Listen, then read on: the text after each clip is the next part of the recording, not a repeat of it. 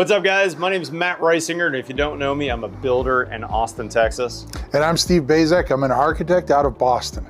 And on this video, we want to talk to you about how we're using the Vibe board for client communications, specifically as a builder in my office. Yeah, you know, one of the beauties of the Vibe board in communicating with clients is architecture's a visual thing. Yes, it is. Right? Now, the other thing you can do with this, let's hop to the next slide, if you will, Steve, is we could talk about both plans, and we're even going to show you some photos from the job site.